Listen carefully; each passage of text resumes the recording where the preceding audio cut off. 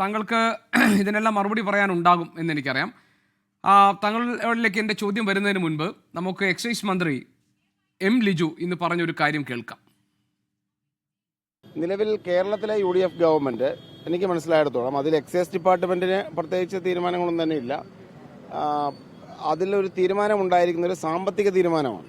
നിലവിൽ ധനകാര്യ വകുപ്പിലെ GST വകുപ്പ് സെയിൽ ടാക്സ് സംബന്ധിച്ച് നിലവിലുണ്ടായിരുന്നതിൽ നിന്നും ഒരു റേറ്റ് ഫിക്സ് ചെയ്തിട്ടുണ്ട്. അതല്ലാതെ മറ്റൊരു തീരുമാനവും ഈ ഗവൺമെന്റ് എടുത്തിട്ടില്ല. എക്സൈസ് വകുപ്പിനെ സംബന്ധിച്ച് ഈ ഒരു വിഷയത്തിൽ നയപരമായ ഒരു തീരുമാനവും പ്രഖ്യാപിച്ചിട്ടില്ല. വീര്യം കുറഞ്ഞ മദ്യം കേരളത്തിൽ വിൽക്കണോ വേണ്ടയോ എന്നുള്ള നയപരമായ തീരുമാനത്തിന്റെ കാര്യമാണ് എന്നുണ്ടെങ്കിൽ അത്തരമൊരു നയപരമായ തീരുമാനവും എക്സൈസ് വകുപ്പ് സംസ്ഥാനത്ത് പ്രഖ്യാപിച്ചിട്ടില്ല.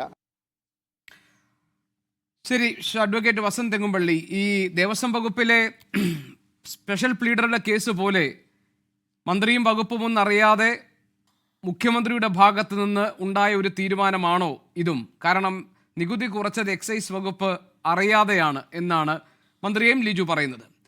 അപ്പോൾ മന്ത്രി അറിയാതെ മുഖ്യമന്ത്രി എടുത്തൊരു തീരുമാനമാണോ ഈ പുറത്തു വന്നിരിക്കുന്നത്?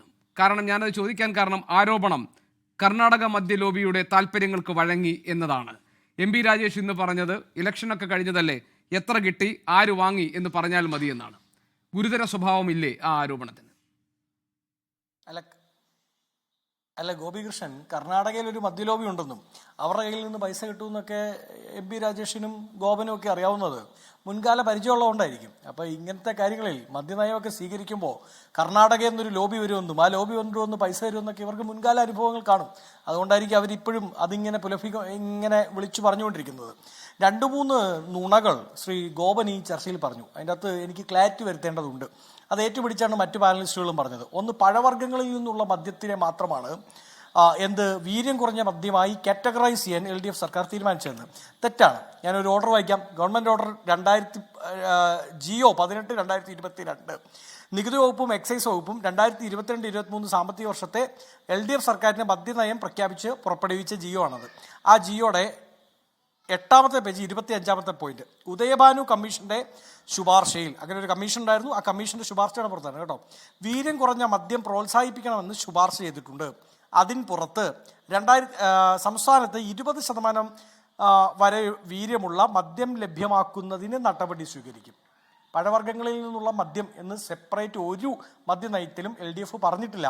അപ്പോൾ സ്പിരിറ്റിൽ നിന്ന് ഈ പറയുന്ന 20% വരെ ആൽക്കഹോളിക് കണ്ടന്റുള്ള മദ്യം ഉണ്ടാക്കിയാലും അത് LDFന്റെ നയപ്രകാരവും അനുവദനീയം തന്നെയാണ്. അവർ മുമ്പോട്ട് വെച്ച അവരുടെ ഈ പറയുന്ന മദ്യനയമാവട്ടെ അല്ലെങ്കിൽ അവരുടെ ബഡ്ജറ്റ് പ്രസംഗങ്ങളാവട്ടെ, അവിടെ ഒരിടത്തും ഈ പറയുന്ന പഴവർഗ്ഗങ്ങളിൽ നിന്നുള്ള മദ്യം പ്രോത്സാഹിപ്പിക്കണമെന്നും ഉൽപ്പാദിപ്പിക്കണമെന്നും ഒക്കെ അവർ പറയുന്നുണ്ട്. 2 കോടി രൂപ അതിനുവേണ്ടി മാറ്റിവെച്ചിട്ടുണ്ട്. കപ്പയിൽ നിന്ന് മദ്യം ഉണ്ടാക്കുമെന്ന് പാർട്ടി സെക്രട്ടറി പറഞ്ഞിട്ടുണ്ട്. ഒക്കെ ശരിയാണ്. പക്ഷേ മദ്യനയത്തിൽ ഒരിടത്ത് പോലും പഴവർഗ്ഗങ്ങളിൽ നിന്നും പച്ചക്കറിയിൽ നിന്നുള്ള മദ്യം എന്ന് സെപ്പറേറ്റ് എടുത്തു പറഞ്ഞിട്ടില്ല എന്നതിൻ്റെ അർത്ഥം ആ 20% ആൽക്കഹോളിക് കണ്ടന്റുള്ള ഈ പറയുന്ന ലിക്വർ കണ്ടന്റുള്ള മദ്യം ഉണ്ടാക്കിയാലും അതും അനവദനീയമാണ്. ആര് പ്രകാരം? LDF പ്രകാരം. ഇനി രണ്ടാമത് മറ്റൊരു കാര്യമുണ്ട്. അങ്ങ് പറയുന്നത് പോലെ ഇന്ന് എക്സൈസ് മന്ത്രി പറഞ്ഞത് ശരിയാണ്. UDF സർക്കാരിന്റെ മദ്യനയം ഇതുവരെ പുറത്തു വന്നിട്ടില്ല, അത് രൂപീകരിച്ചിട്ടില്ല. അത് രൂപീകരിച്ചാൽ മാത്രമാണ് ഈ പറയുന്ന വീര്യം കുറഞ്ഞ മദ്യത്തിൽ ഏത് കാറ്റഗറിയാണ് ഉൾപ്പെടുത്തേണ്ടതെന്ന് തീരുമാനിക്കുക. അത് ഇതുവരെ ബഡ്ജറ്റ് പ്രസംഗത്തിൽ പറഞ്ഞില്ലല്ലോ. ബഡ്ജറ്റ് പ്രസംഗത്തിൽ പറഞ്ഞ എന്താ? വീര്യം കുറഞ്ഞ മദ്യം എന്നൊരു കാറ്റഗറി ഉണ്ട്. ആ കാറ്റഗറിക്ക് ഞങ്ങൾ 170% ടാക്സ് ഏർപ്പെടുത്തുന്നു എന്ന് മാത്രമാണ്.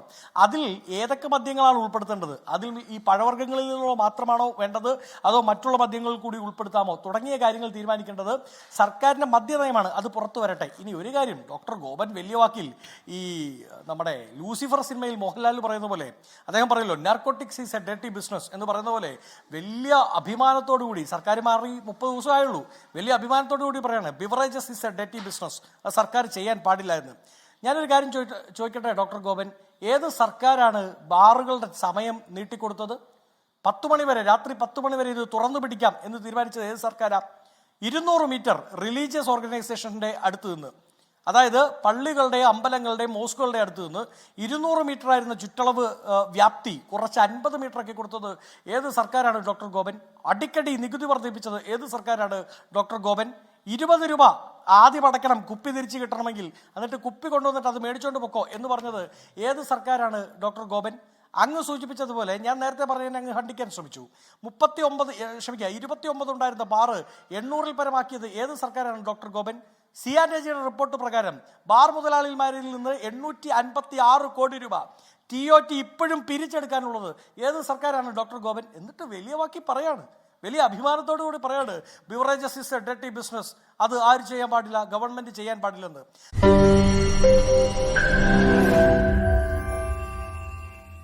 ലോകത്തെവിടെയായാലും ഏത് സമയത്തും 24 വാർത്തകളും ഓഗ്മെന്റഡ് റിയാലിറ്റി പാക്കേജുകളും എക്സ്പ്ലെയിനറുകളും വിശദമായി കാണാൻ ഞങ്ങളുടെ യൂട്യൂബ് ചാനൽ നിങ്ങൾക്ക് സബ്സ്ക്രൈബ് ചെയ്യാം.